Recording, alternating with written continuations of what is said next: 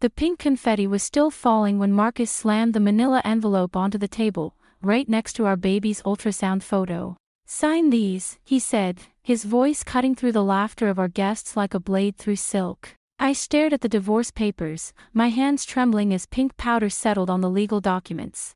30 friends and family members fell silent, their champagne glasses frozen halfway to their lips. The "It's a Girl" banner above us suddenly felt like mockery. "Marcus, what is this?" My voice barely escaped my throat. "What it looks like, Sarah. I'm done pretending." His mother, Linda, stepped forward with a satisfied smirk. "Finally, my son is thinking clearly. You trapped him with this pregnancy, but he's too smart to fall for it." My sister-in-law Jessica laughed, actually laughed. "Did you really think he'd stay? Look at you, Sarah. 6 months pregnant, gaining weight, throwing up every morning. What man wants that?" The room spun. I gripped the edge of the table, feeling our daughter kick inside me as if she could sense the chaos. Guests began whispering, phones appearing to record my humiliation. "I never wanted this baby," Marcus announced to everyone. "I never wanted her. I've been seeing someone else for months, someone who actually takes care of herself." The words hit me like physical blows. I'd suspected something was wrong, but hearing it in front of everyone who loved us, surrounded by pink balloons and baby clothes. I looked around the room, searching for one supportive face. My parents lived overseas. My friends seemed frozen in shock. I was utterly alone. "Just sign them, Sarah. Make this easy for once in your life." But then, the front door creaked open. Heavy footsteps echoed through the hallway. Marcus's face drained of color. Linda's smirk vanished. Even Jessica took a step backward. The footsteps grew closer, deliberate and commanding. Everyone's eyes turned toward the entrance, and the room held its breath. My father-in-law, Richard, appeared in the doorway. But this wasn't the gentleman who'd always treated me like a daughter. This was the CEO who'd built a $1 million empire from nothing. His steel-gray eyes swept across the scene with surgical precision. "What the hell is going on here?" His voice was dangerously quiet. Marcus stammered, "Dad, we were just..." "You were just what?" "Publicly humiliating your pregnant wife at what should be a celebration." Linda tried to interject. "Richard, you don't understand. She trapped him." "Enough." The single word silenced the entire room. "Linda, Jessica, get out. Now. You can't kick us out of. This is MY house. My party. And you've just disrespected MY daughter-in-law carrying MY granddaughter. Get out." The authority in his voice was absolute. Linda and Jessica scurried out like scolded children. Richard's gaze locked onto Marcus. "And you. Divorce papers. At a gender reveal. Have you lost your mind?" "Dad, you don't know what it's been like." "I know exactly what it's been like. I know about your gambling debts. I know about the money you've been stealing from the business account. And I know about your little girlfriend who's been blackmailing you for more money." Marcus went white. "How did you?" "I'm not stupid, son.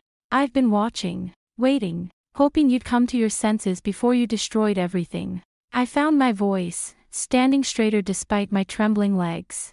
"I have something to say, too." The room turned to me. Marcus looked terrified. "The baby you don't want. The pregnancy that you think trapped you." I pulled out a folded document from my purse. "She's worth $12 million. Confused murmurs rippled through the crowd. "My grandmother's trust fund. It activates when I have my first child. $12 million that I was going to surprise you with today, Marcus. 12 million that would have solved all your problems, paid all your debts, and secured our daughter's future."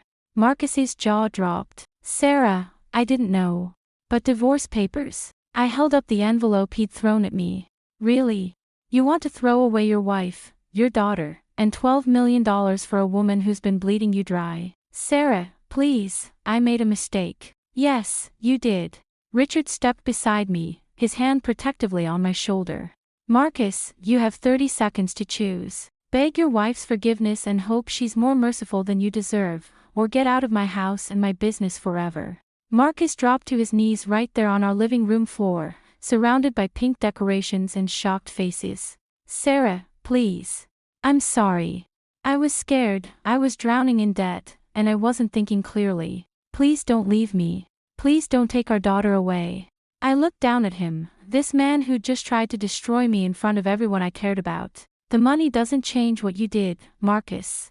But our daughter deserves better than a father who runs when things get hard. I'll do anything. Anything to make this right. Counseling. Individuals and couples. You cut all contact with that woman. You pay back every penny you stole. And you grovel to rebuild the trust you just shattered. He nodded frantically. Yes. Yes, all of it. I swear. Richard squeezed my shoulder. And if he ever disrespects you again, Sarah, you call me. Some men only learn respect when they lose everything.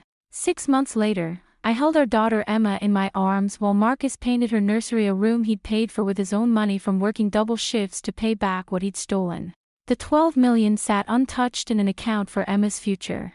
I'd learned that money could reveal character, but it couldn't buy back trust. Marcus had to earn every smile, every laugh, every moment of forgiveness through actions, not words. Some days were harder than others, but he never stopped trying. Richard became Emma's devoted grandfather, always reminding Marcus that respect isn't given, it's earned daily, especially by the men lucky enough to love strong women. Looking back, that pink confetti falling on divorce papers taught me something vital. Sometimes the people who claim to love you need to lose you completely before they realize what they had. And sometimes, the most powerful announcement isn't the gender of your baby, it's the worth you know you possess, with or without anyone's recognition. The greatest revenge isn't destroying someone who hurt you. It's building a life so strong that their opinion becomes irrelevant, while giving them one last chance to prove they deserve a place in it. Some men kneel because they're forced to. Others kneel because they finally understand what they almost lost. Marcus learned the difference.